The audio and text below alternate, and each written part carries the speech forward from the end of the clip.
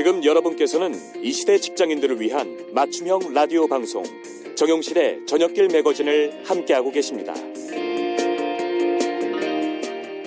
직장인분들의 고민을 함께 나눠보고 도움이 되는 방법 월요일마다 찾아보고 있습니다. 시테크 연구소 김찬배 소장 자리해 주셨습니다. 어서 오세요, 소장님. 예, 안녕하십니까. 자, 오늘은 어떤 얘기를 좀 해볼까요? 오늘의 주제는 리더는 높은 수준의 열망을 가져야 된다. 네. 지금 모든 경제 주체가 좀 저성장의 늪에서 빠져나오지 못하고 있는데 여기서 안 된다 이런 얘기만 하고 있을 수는 없잖아요. 그렇죠. 그 리더란 결국 난국을 타게 나가만 하는데 그렇게 하기 위해서는 높은 수준의 열망이 필요하다. 이런 얘기를 좀 드리고자 합니다. 네. 열망이라는 단어를 쓰셨는데 열망이 무슨 뜻인가? 찾아보니까 열렬하게 바란다. 이런 의미더라고요. 예, 그렇습니다. 예. 제가 올해 그 강의를 들은 것 중에 가장 기억에 남는 것 중에 하나가 네. 세계적인 경영 컨설팅 기업인 맥켄지 앤 컴퍼니 그 도미니크 바튼 회장 강의였는데요. 네. 이분이 리더는 높은 수준의 야망이 있어야 된다. 이분은 야망이라고 그렇게 표현하셨어요. 네.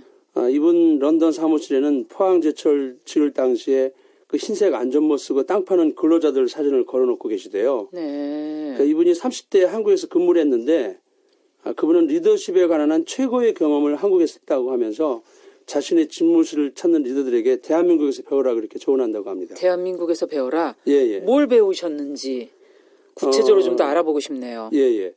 우리나라 정말 아무것도 없었잖아요. 네. 허허벌판에다 종합 제철소 짓는다고 했을 때 뭐 세계은행이라든지 심지어는 우리 내부의 수출도 나쁜 아이디어다, 배드 아이디어 이런 식으로 하면서 그게 가능하겠냐 이런 얘기겠죠. 그렇죠.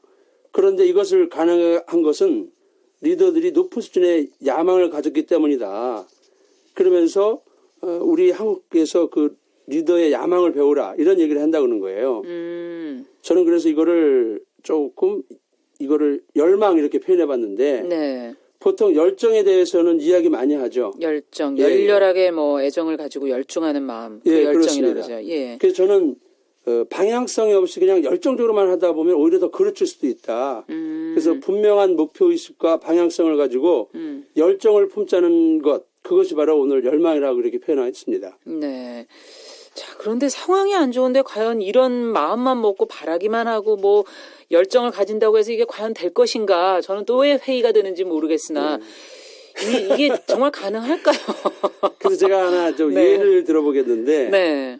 제 친구 중에 중소기업의 임원으로 일하는 변상무라는 친구가 있어요. 네. 이 친구는 그 포장기계 만드는 회사인데 그 사원에서 시작해서 이제 임원까지 올라갔는데 야, 정말 뭐 대단하신 기술력도 있고 뭐 열정도 대단하고요.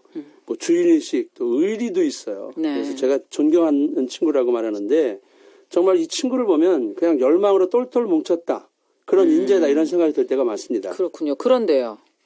이 친구가 그 IMF 구제금융 당시에 회사가 좀 그 업계가 다 어려워져서 이 회사도 어려워져가지고 이제 직원들은 이 회사 비전 없다 생각하고 막 떠나기 시작하는데. 그럴 수 있죠. 지금도 막 어려운 회사들 많이들 떠나고 예. 있기도 하지 않습니까? 근데 이 친구는 좀 타사로 갈 수 있는 기회도 있었는데 가지 예. 않고 내가 이 회사 반드시 살리겠다. 이런 의지를 갖고 뭐 주인의식이 좀 철저했던 거죠. 그때 당시에 직급이 뭐셨는데? 그 당시 뭐 그냥 담당자. 뭐 담당자였는데. 예. 급여도 줄고 또 집에 갖다 주는 것도 적어서 집에서는 저 불평불만이 있었는데. 그렇죠. 정말 그 회사를 살리겠다는 그 열망.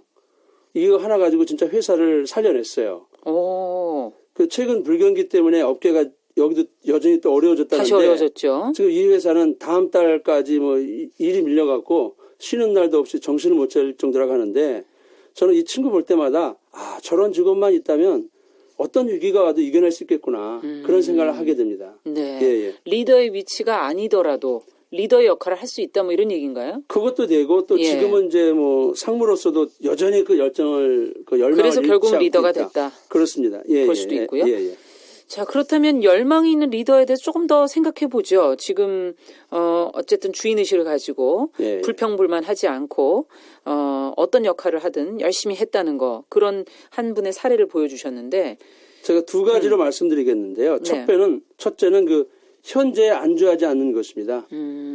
최근 프로야구 하나 이글스 김성근 감독께서 뭐 언론사하고 인터뷰를 하셨던데 네네. 야구든 인생이든 만족하는 순간은 끝이다. 근데 이게 뭐 야구뿐이겠습니까? 그러네요. 우리 2002년 월드컵 때도 16강 갔는데 히딩크 감독이 나는 아직도 승리에 배가 고프다. 아, 이런 얘기를 했는데 네. 이처럼 모든 분야에 탁월한 업적을 낸 리더들은 현재 안주하지 않는다는 겁니다. 그렇군요. 그리고 더 나은 것을 찾았다는 특징이 있습니다. 뭐 제가 지난주에도 지지난주인가 얘기했죠. 뭐 불만은 바람직하지 않지만 건강한 불만은 우리를 발전시킨다. 예. 그러니까 그런 차원에서 제가 말씀드리고 싶습니다. 네. 예, 예. 조금 더 사례를 얘기를 해주시죠. 지금 또, 김성근 감독 얘기를 예, 해주셨는데. 이건 뭐 스포츠 팀이라면 아주 손꼽히는 기업의 CEO들도 이런 얘기를 많이 했죠. 도요다가 2010년에 리콜 사태로 위기를 겪지 않았습니까? 예. 그리고 3년 만에 세계 1위 기업으로 부활했는데 지금 사내에서는 부활이나 1등이라는 단어를 쓰지 못하게 한다고 합니다. 그러니까 그 말에 현실에 안주하려는 자만심이 생길 수 있다. 아. 그걸 경계하라는 것이죠. 네.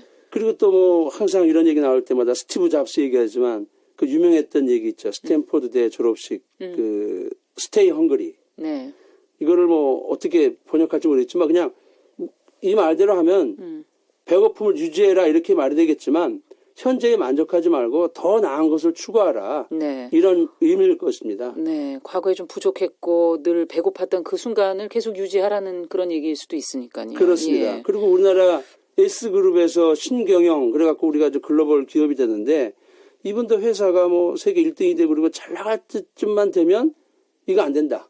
자만하지 말라. 이게 채찍질해서 계속해서 경쟁력을 키워왔던 것. 네. 이 모든 것들도 같은 사례라고 생각합니다. 그러네요. 예. 공감이 되네요.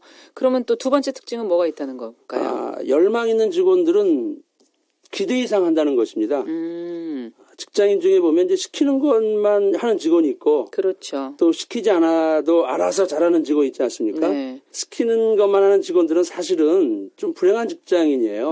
왜냐하면 기대에 못 미치니까 상사가 불평하게 돼 있죠. 네. 또 기대 안에서만 일하기 때문에 얼마나 자유롭지 않겠습니까?